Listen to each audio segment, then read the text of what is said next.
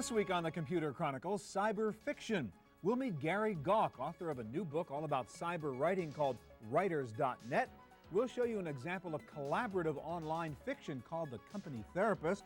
We'll meet James Alsop, publisher of the Alsop Review, an internet publishing site. And we'll visit a website called Writers on the Net, where you can attend a virtual writer's workshop. Plus, we'll explore comic books on the net, another form of cyber fiction. And my pick of the week, a new color flatbed scanner for under $100. It's all coming up next on the Computer Chronicles. Computer Chronicles is made possible in part by SoftSource Incorporated, publishers of Pro1 software, educational software for young adults, and by Z Auction, the live online shopping experience. Additional funding from PC Connection and Mac Connection, the catalog and online superstore with PC and Mac products, toll-free technical support, and overnight delivery. And by Windows Magazine, delivering desktop, enterprise, and internet computing news, reviews, features, and how-tos for a Windows world. Because the world runs on Windows.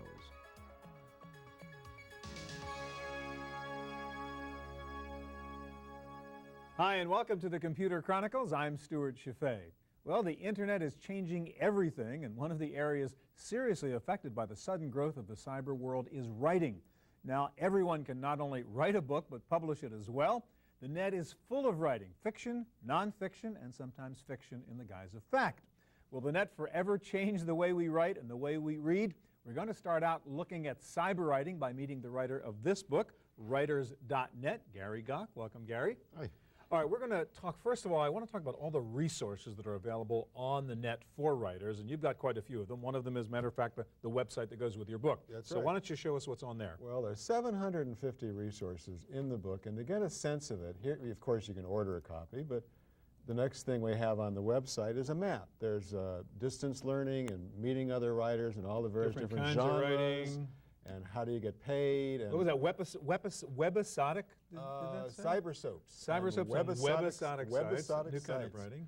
Net journalism, research, the difference between e-zines and magazines, Online books, magazines. self-publishing, self-promoting, new writing. This is a big topic, Yeah. cyber fiction, cyber Huge, writing. yeah. All right, now I saw one little button on the left there called Research Central. And Well, what we've done is we've taken the chapter on research and we've put it online. You know, you give something away to get something. And this has 150 resources, like how to find experts and finding your... So I'm a writer, I want to do some research. This tells me how I can figure out doing my research on the web. Actually, it's for anybody, Okay. but for writers But for as writers. well, yeah.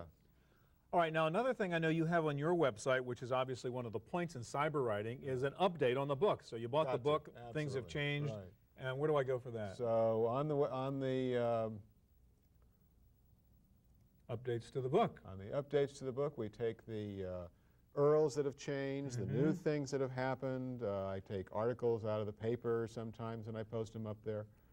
The minute you put out a book, it's 1.0 and you're waiting until Right. 2.0 and you do all the different stages in between. All right, well, it'll come eventually. It's the web. One other thing I want to ask about, I see you have a mailing list. So there's sort of a, okay, there's your update. Yeah. All right, now let's go back. I see you had a mailing list. There's sort of a forum for writers that you run on All your the website? readers of the book can communicate with all the other writer-readers. Right. Again, a new way of dealing with writers and readers, which you couldn't have done before. Absolutely. You get close Yeah. to your audience, you become a part of the process. You no longer are the sage on the stage or the guy on the side. All right, I want to ask you to show us two more sites which are of interest to writers. One is called Studio B, I believe. Yeah, the Computer Book Cafe is the website for a mailing list for computer book writers. And the people in the industry, like the Computer Book Buyer for Borders is there, and lawyers and agents. So it's sort of an ongoing acquisition trade show for editors writers and are people. looking for the next book. Yeah, it's an ongoing schmooze fest, Okay. 24 hours a day. So I could find an agent, for example. Yeah, you could find out how to write a proposal and how to do your taxes. And if you've just come into this list, or if you just wanted to use the resources of the list, you could search for... So I want to know about this dummies phenomenon and what that did to writing computer books. That's the phenomenon for computer books. Yeah, you can That find turned out... computer books into popular books, huh? Yeah, like Grisham and Stephen King. You can Yeah. you can find out from the guy who wrote it, his wife. And Oh, and a there's guy named Gary Gawk there. Yeah. All right, one last thing I want you to show me is a site called CAR. Oh, yeah. CAR stands for Computer Assisted Reporting, research. Yeah, it used What to is be this? if you knew 2 fingers, that was fine. But now you have to know spreadsheets and relational So databases. this is for journalist kind of writing, right? Right, yeah. You get out of journalism school, you not only know the news and weather, like here's an example of all the writing about it, but you have internet resources, World Wide Web resources. So again, these are specific resources on this site if I'm doing journalist type writing. Right, how to make a map. Right. Okay. To show the crime in the neighborhoods, what And then neighborhoods there's are the book, hotspots. Writers.net Yeah. by Gary Gok. Thank you. All right, well, one way the net is changing the process of writing is by allowing writers to collaborate with colleagues all over the world. For example, we found one writer here in San Francisco who's working with illustrators and co-authors from New York to Australia. This artist is producing illustrations for a book from his studio in San Jose, California. He sends the finished work to the writer, who works about 15 miles away, but the novel is published in cyberspace. While he starts to draw with ink and paper, he adapts the work for the electronic medium. When you're working online, you've got a lot more constrained parameters of what you are really able to do, especially people browsing the web from home. You have to keep your file sizes really considerately small. Brian is one of several people working for the Jitterbug Press, which recruits contributors from across the country and across the world. Jitterbug is the brainchild of Kristen Brennan, unassuming Silicon Valley web mistress by day, cyber publisher the rest of the time. I publish on the web because between the time I write something and the time I can publish a hard copy is a minimum of 8 months, and often a year to 2. When I write something and publish it on the web, it's published the next day. Kristen has several projects under the Jitterbug label, from comics to games to kids' books. But her most ambitious work so far is The Garden of Earthly Delights, a serialized cyber novel, soon to be in paper form. She compares her fragmented approach to that of Charles Dickens, who serialized his works for magazines. But she also recognizes the limitations of the web. The things that play best are things where you can work in visual elements or interactive elements where you can catch people's attention very, very quickly, things that download quickly. Probably the thing that would play best would be a very short, very funny piece with some visual grab or interactive grab. The comics are already in print, but one of Jitterbug's cyber stories enjoyed early success as a kind of electronic paperback when it was ported to the handheld pilot. I made a version of Buffalo Girls for the pilot, and I get about 10 letters a week, about 2,000 copies have been read. Q is coming out with a CD-ROM soon that'll include it. And people write me all the time and go, oh, I read it on the plane, I read it wherever. This is much more convenient than even a paperback. For the Computer Chronicles, I'm Sarah O'Brien.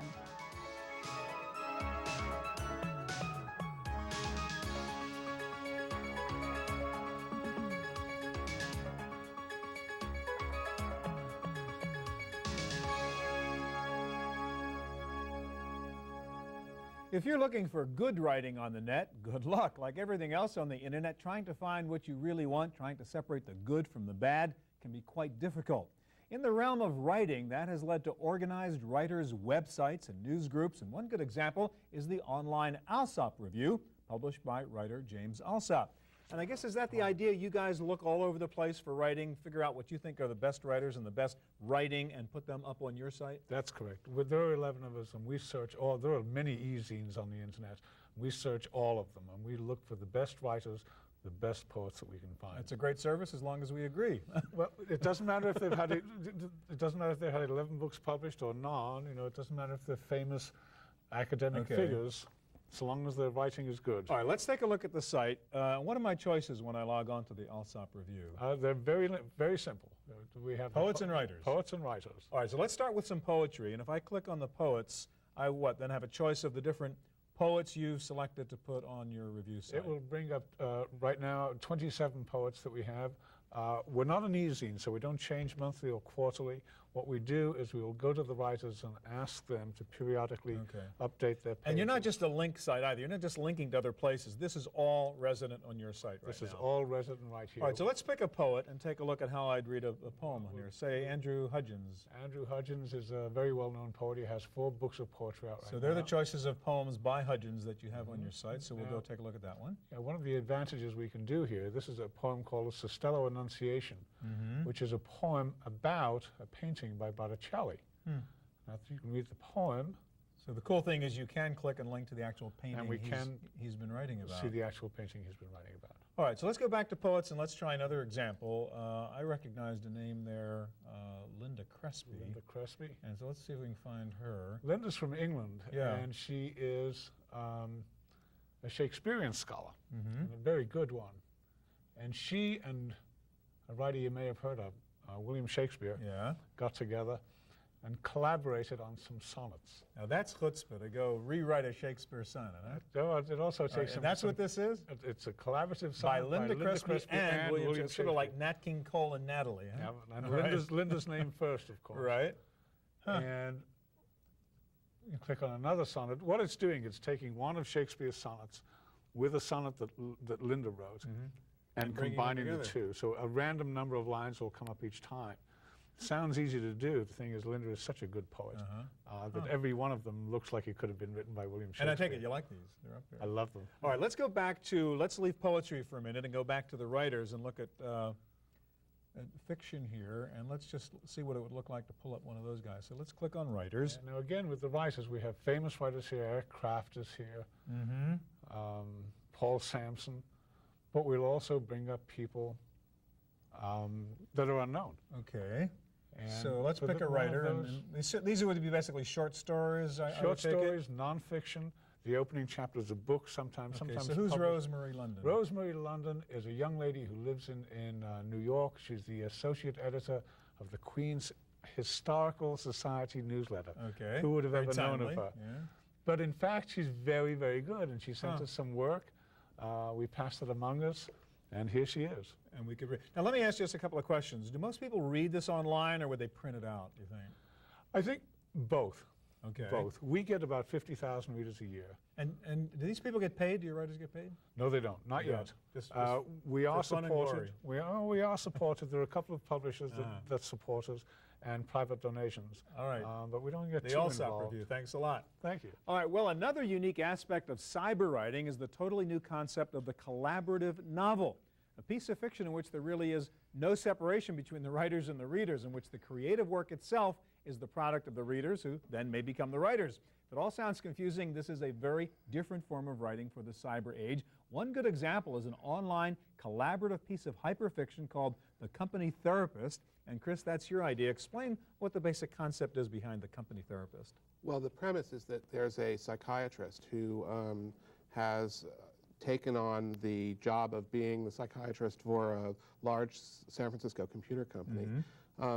The real premise is... His patients are the employees of this company, supposedly? Yeah, they're all employees, or mostly they're employees of this company, and they have a considerable number of problems. And the beauty is that each patient is sort of a standalone story that a separate writer could be creating, huh? That's right. What we try to do is figure out a way that collaborative writers can, collaborate and yet still own the piece of writing that's their own. So it's a very clever idea, the therapist, which sort of bring together separate writing in one sort of thematic environment. That's right. We're trying to create a sort of a literary environment where the reader can draw their own path through it using... All right, so let's take a look at the site. So you have The Company Therapist up, and how do I go read, one of these patient profiles here? Well, the easiest way is that at the beginning of the site is a little teaser for the latest piece for each one of the patients. So these are all the patients that are in the therapist's office here? Right. So. All right, so who should we take a look at? Oh, I don't know. How about we can look at the top one, Decker. Okay, Decker. And Decker is,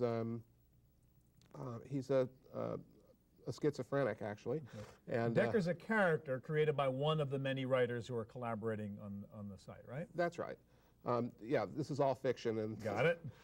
I play a psychiatrist on the web, but I'm not an actual psychiatrist. All right.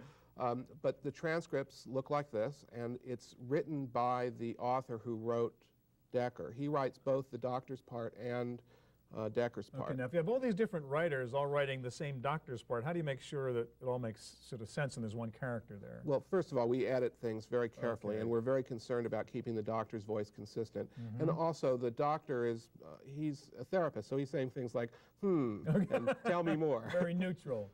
It's like the old Eliza, right? Right. In the doctor's notes, which we write, he can have more of his own voice because it's written by me. Now, do these different patients or characters ever interact and hit a common point within the story? They do. The way that we try to do that is we ask that the authors communicate with each other via email, and they have to agree in advance before any action takes place that affects both of their characters. All right, now I understand, for instance, there was one situation in which you had one character, one patient was a rape victim, and one patient was a rapist, and it turns out they were related in that event. Yeah, one character raped another character, and it had to be very clear that the woman author whose character was being raped wanted to write about that. And she did, and so they collaborated together. And your role as sort of editor, manager of the story of the site is to make sure all these different writers are sort of working together to some degree. Oh, absolutely. It's very important. Okay. Now, you have graphic elements in here, too, which makes it more interesting, right? Yeah, we try to do a lot of graphic support for the site.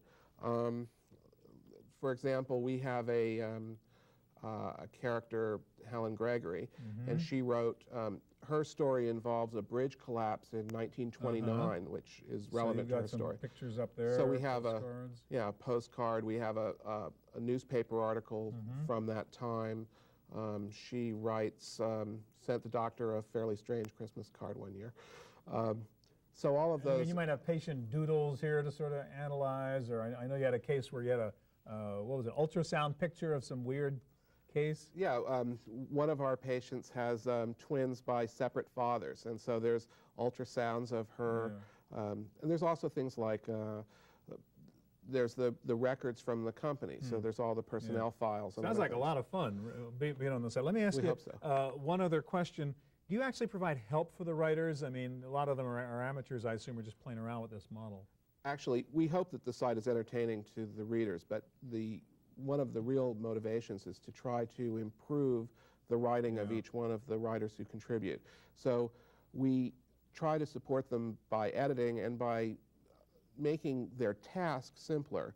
If you're writing a short story, you have to worry about the arc of the plot, and you have to worry about trying to come up with all the characters and settings. So if we want to go see it, it's called The Company Therapist. It's at thetherapist.com. The Therapist, all right. Well, the business or the art of writing has been changed not only by the internet, but by PCs themselves. The desktop publishing revolution, even before the net, gave everyone the ability to not only write a book, but to research it, to print it, and to distribute it. When San Francisco's new main library opened in 1996, some called it the Library of the Future. Along with an electronic catalog and computerized checkout, the imposing new building boasted internet terminals and a computer room for kids known as the Children's Electronic Discovery Center. While the library is still devoted to the printed word, librarians keep an open mind. We're a place of learning, and I feel the library doesn't limit itself to learning through books. We are a place for people to do independent learning, to learn about a lot of things. And so computers are one method children can learn. The Children's Center was an instant hit. On weekends, parents and kids sign up for half-hour slots on the computers where they read books and play learning games on CD-ROM. Number one, the environment is different, and you focus on the screen, and as you read, and you may just can, pull down the page or go to page 1, page 2, or sometimes you can skip it, or do something that is more stimulating. The cyberbooks keep preschoolers entranced while parents try to balance the computer sessions with their traditional bedtime duties. We have to keep reading the books. It's like traditional way. Reading the books, it's like from parents to the child. It's very important because it makes a big difference in the relationship between the kid and the parents. If you use all the time the computer, it's not good. I don't think it's a good idea.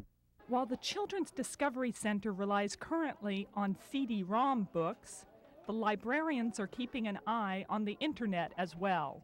I'm always looking for quality content that I can provide to children that's written at a children's level.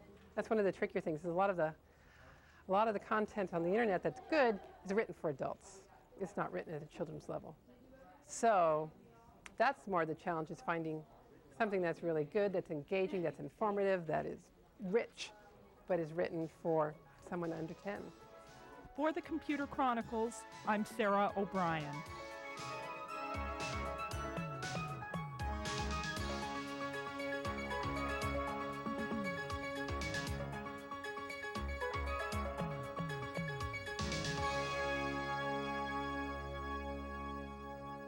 Well, let's say you are a writer, or you would like to be a writer. What can the internet do for you? Quite a lot. There are endless sources of help online for would-be writers. One of the best is a site called Writers on the Net. That's your baby, Mark. And this is basically a place where I can take a class or work with a tutor to improve my writing or to learn how to write. That's right. The classes are offered on email lists, and the teachers are well published in their fields and have a lot of teaching experience. All right, so let's take a look at the site. Here it is, Writers on the Net. And what are the different kinds of classes I would take here?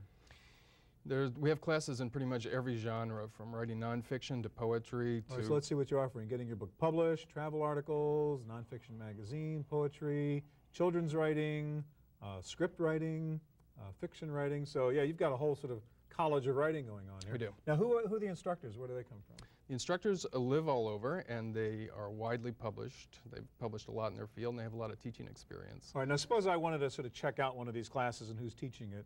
What do I do? Just click on one of those sample classes? Just click on one. If you wanted to take a class in the Introduction to Poetry, for instance, John High is a poet that's now living in New York.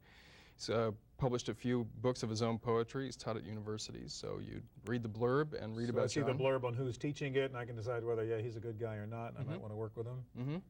And if you did, you'd write to us and either ask more questions or sign up. All right, now I pay for these classes, I take it? That's right. The classes are $190 for an 8-week class and $240 for a 10-week class. And how many students would be in one of these virtual classes? Minimum of 5 and a maximum of 10. And how does it all work now? I mean, the class starts and what, I get an assignment from my instructor, write something? You and the other students would be on an email list so that everything that's sent to the list is distributed to everyone else on the list. Once a week you'd get a lesson with an assignment, send your assignment in, all the students would read it and give feedback, and the teacher would give feedback on it. And does this work as well, you think, as the old-fashioned way, just sitting in a room at night at some extension class? It does. You lose the personal contact, but you actually gain a lot. There's interaction every day. The anonymity gives you a lot of freedom, and you get to interact with really good teachers, kind of. You can live anywhere. You can live in the bush. Yeah, so you have students and teachers scattered all over the country or the world, for that matter, I would think. The first class we offered had 7 students in 4 different countries. So. Wow. All right, so that's the classes part. Let's go to the tutors part, because another thing you can do on your site, as I understand, is pick one expert, one real writer whom I could work with on my particular area. Say I'm a mystery writer, but I need some help because this is my first novel. How do I go find help? So you come to our tutors list and go into mystery, and you find so you had the Shelley different genres there, and if I was a science fiction writer or whatever, so we're into mystery, thriller, and suspense. And Shelley is your mystery expert? That's right. Tutor? She's published 9 books of her own and has taught a lot, and you could work with her either on a finished manuscript that you wanted to tune up, or you could be at the very beginning of a book and work with her chapter by chapter. And again, this all takes place online. I would send her email of my writing, and she would then critique it, and we'd work it back that way. And how do I pay for that one? We would bill the time that you would bill Shelley. So sort of an hourly kind of thing. That's right. It's an hourly billing. All right. And suppose let's go back to classes for a second, and I wanted to register for one of those classes. What do I do? I'm on your site, and I've looked at this class and say I wanted to take, I don't know, the script writing class or something like that. What do I do? Decided to take a class, and you'd come down to the end of our list and you'd find the link. All right, so somewhere down here it says, there you go, register. There's the link to our email form, and you'd send the form in with questions or your desire to enroll. How long have you been doing this? For about 2 years. What kind of feedback you get from your students? It's great. It's really positive. A lot of people get actually take repeat classes or take more classes. And hopefully a student then gets published, becomes one of your teachers. That's right. All right, thanks, Mark. Thank you. Well, that's our look at cyber fiction. I'll be back in just a moment with my pick of the week.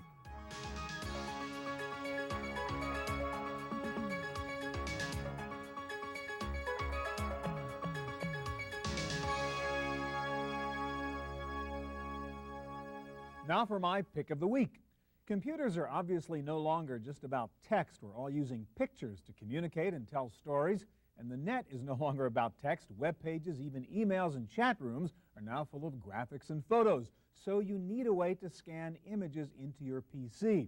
Indeed, scanners are one of the fastest growing categories of computer peripherals. If you needed a scanner up until now, you had a few choices. A low-cost handheld scanner, usually an awkward solution, a flatbed scanner, usually an expensive solution, or a specialized photo scanner, a limited solution. But now the people at PlusTech have come up with a major technology and price breakthrough with their 600p color flatbed scanner. What is incredible about this new scanner is that it works. It works well. It offers 30-bit color, which means up to 1 billion colors. It doesn't require an adapter card, so it doesn't tie up a slot, and it's easy to install. It plugs right into the parallel port, so it works just as well with a laptop as with a desktop. And get this, the price is $99.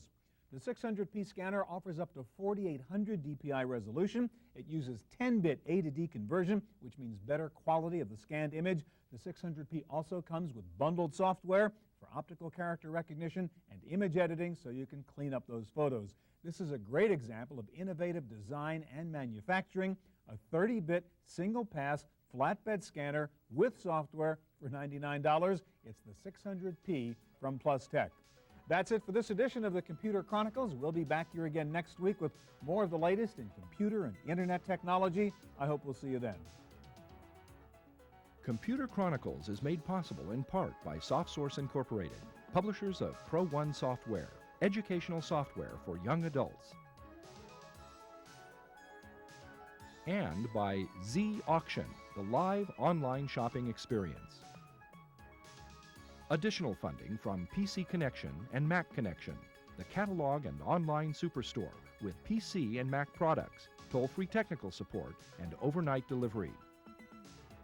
And by Windows Magazine, delivering desktop, enterprise, and internet computing news, reviews, features, and how-tos for a Windows world, because the world runs on Windows. To purchase a videotape copy of today's program, call toll-free 1-888-310-7850. Please specify the show number and the topic. Next week on the Computer Chronicles, how to create your own personal website. We'll give you some basic rules for designing a good-looking website. We'll show you one of the best web design software packages that makes it easy to create your own site. We'll even tell you how to add streaming audio to your site. Plus some new technology to speed up those graphic downloads, some tips on how to get Yahoo to list your site on their search engine, and some advice on how to make your website accessible to the disabled, also my pick of the week. It's all coming up next week on the Computer Chronicles.